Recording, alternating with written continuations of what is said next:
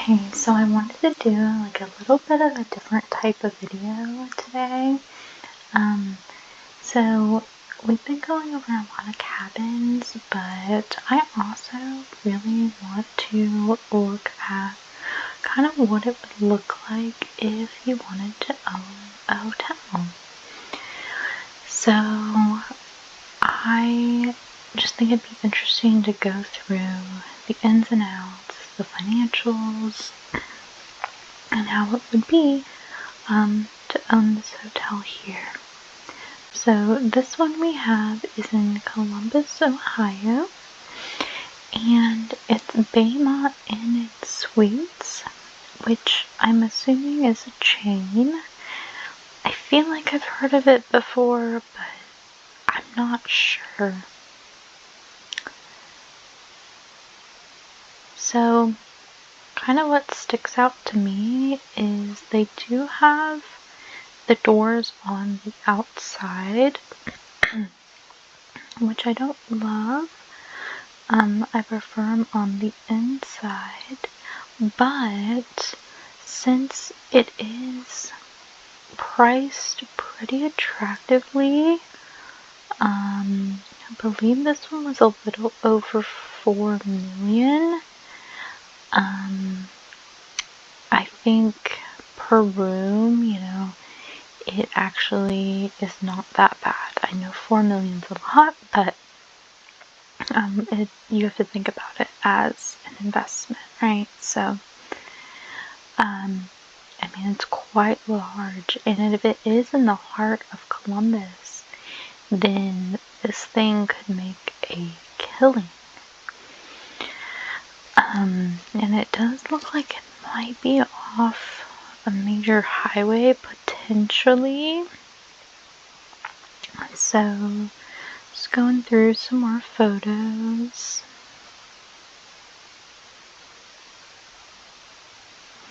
Yep, so situated just off Interstate 71 and Morse Road, property benefits from a high traffic count of 146,000 vehicles per day. That is actually quite high. And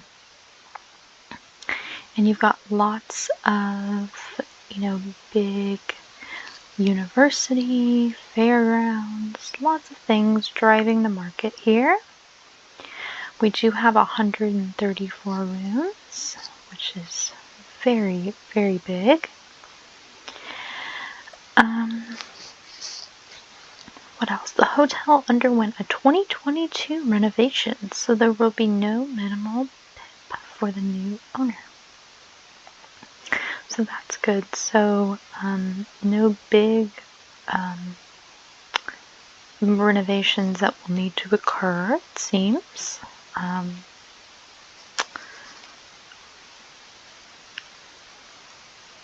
But it does make you think they renovated it and now they're selling it. So who knows what's really going on here. Given the limited nature of the hotel, the new owner will be able to maintain the low expense load of 58%. I feel like that's kind of a high expense load, no? I've seen other hotels that are kind of around 30% expense. But it is limited service. I'm not sure. Maybe I'm wrong in that, but we'll look into it more. Yeah, so it looks like we've maybe got some residential, maybe some offices up in here. It's a very nice, site here. Looks like it's, freshly paved and nice and new, so that's good. And then here's probably 71, big highway that I've personally driven many times. I used to work off 71. Yeah, so you know, I would like to see maybe like more commercial buildings nearby. But you know, to drive more business maybe around the area.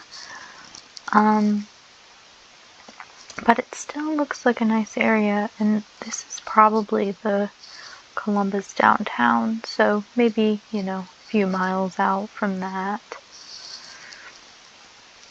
It's hard to say. Okay, so here's from the other angle. So, yeah, we do have this big American Freight building here, car dealership. Yeah, so it is kind of off of this main, I think they said it was Morse Road. And it's got a lot going on. It's just kind of got these residential places right nearby, which is good. So yeah. Oh, looks like there may be a pool under renovation or just closed. You know, maybe hence the limited service, but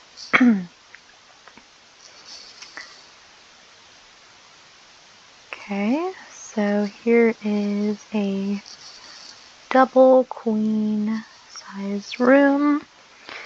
Looks pretty, I would say, middle of the road. Definitely not luxury, but I've definitely seen crappier. Small TV and this microwave, mini fridge, you know, pretty modest, but it seems like it does the job. Here we have another look, pretty much the same look. Here's a little lobby area. This is actually quite nice, beautiful, with the fireplace and a little oh gosh, it's eluding me. Just a little reception area. Cameras. It's pretty nice. It's probably a pretty small reception area, I would think, but still looks nice. Yep, Morse Road 71. Kind of right here, right off the exit, which is always nice. You've got a fashion store, or Dunkin', or Dollar Tree, that's nice, and then our car dealership, so townhomes and all sorts of apartments and such, so well, it looks like a decent area. I would be curious to know how far outside of kind of the downtown part of Columbus this is, just because that would definitely drive prices as well. Here's more Menards, Kroger, yeah, Subway, all this stuff right down the corner, right down the road, so that's good.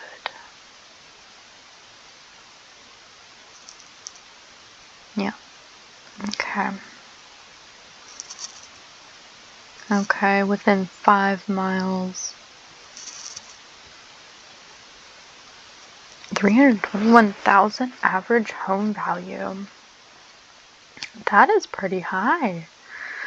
I didn't realize Columbus had such high home values, but around here, like, I'm in Dayton area, and I've seen like maybe 100,000 home value on average, maybe a little bit more, but yeah, this is quite high. That's surprising to me, but maybe because it's right in that downtown area.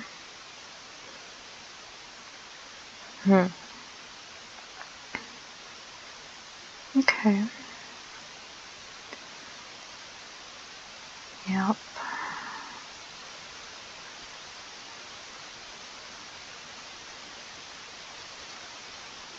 Yeah. So,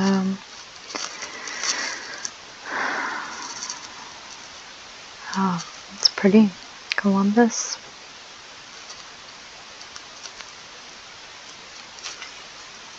Oops.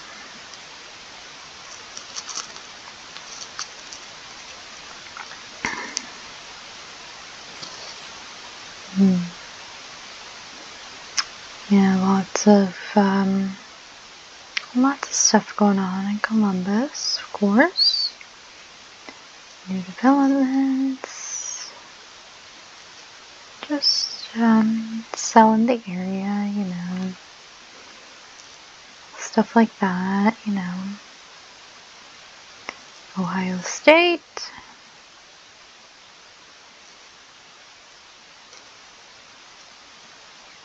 Okay, alright. Okay, here's what I'm most interested in. Financial overview.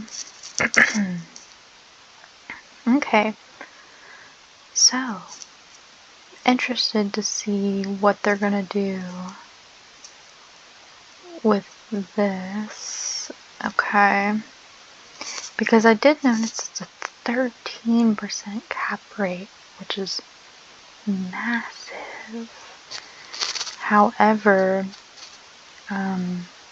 that would mean that it could come with more of a risk. It's a riskier purchase. Yeah, so just under $5 million. Price per key is insanely low. So it's just interesting, and I'm not super familiar with this room revenue multiple or multiplier, I guess. I'm assuming it's this times how many keys there are, or some effect of that. So we have 134 rooms. Available rooms would be just under 50K. So if you operate for 365 days a year, times this number of rooms, I believe that's what this is. Occupancy is quite high, which is great, 73%.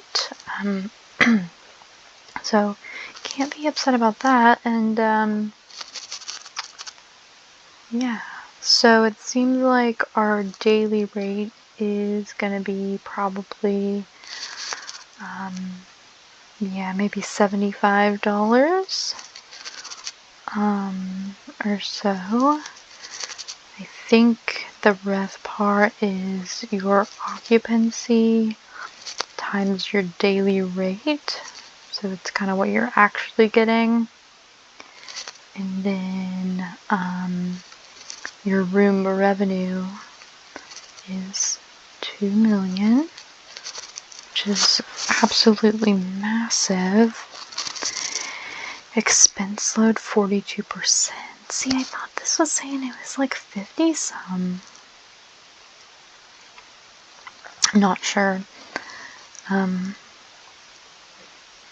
Something's not right here, because expenses 862, and then your NOI is 600K.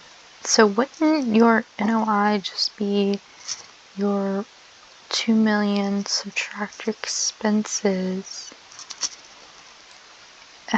Maybe they're not accounting for property management or real estate taxes or something like that in this expenses is the only thing that I could think, because that does not add up. Yeah, but regardless, I mean, even if you're making 600K, you know, you're paying about $5 million. So you're getting back, what would that be, a little over 10% of your investment. Yeah, so like 13% of your investment. Now, of course, this is before you have to pay for your mortgage.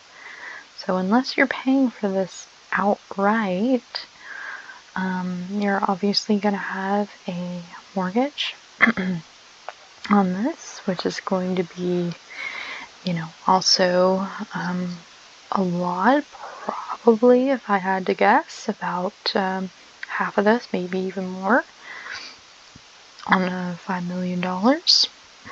So, you're not pocketing all of this. You'd be lucky if you pocket 100 or 200K of this, honestly.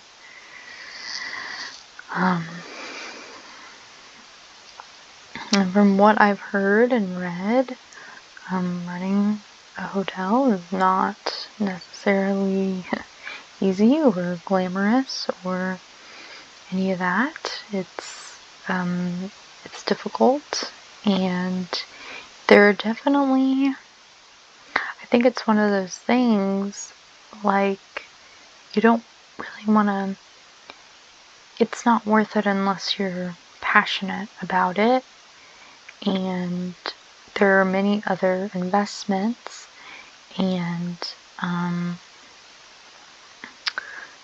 buildings like a retail building would be a much easier investment to own, and yet you could still get a return on investment of just as high, and it might be a more secure investment as well. So, but then at the end of the day, it's like, you could just invest in stocks and get, if you get in the S&P 500, your yearly take home is going to be like 7% of what you put in. So it's all about what you're willing to do to make your money, I guess. And to me, it is something that I'm interested in. But it would be hard, even if I did have $5 million. It would be difficult to,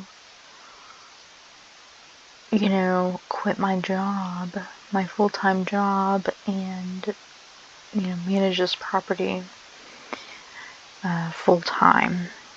Because, I don't know. I mean, this is a lot of money, though. So, yeah, it's interesting. So let's see what they actually made in the last 3 years. Okay, so 2024. Okay, so that actually was 2024. Occupancy is way up, which is good, but you wonder kind of why it's so low these past 2 years. And then, okay, our NOI is higher here. Okay, I would like to see where they're getting these numbers, because something's not adding up here quite. But what feels more realistic is probably going with these 2023 numbers. And,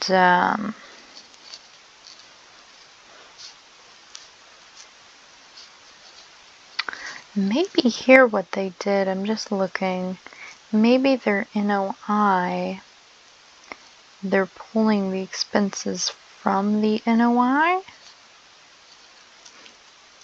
but that doesn't really make sense, because NOI should be after expenses. But if you take this and you subtract out the 42%, I think that's how they got their NOI here. You know what I mean? So, unclear. Unclear. Because again, I was still unclear here how they went from 2 million minus 800,000 to get 600, so unclear. So here 1.3 million revenue, not good. Occupancy, NOI is still at 500,000. So I don't know. I'm not sure, but yeah, this is fun to just kind of look through and figure out what the heck is going on with some of these properties. And so yeah, I'll end it there, but thank you for joining me, and take care.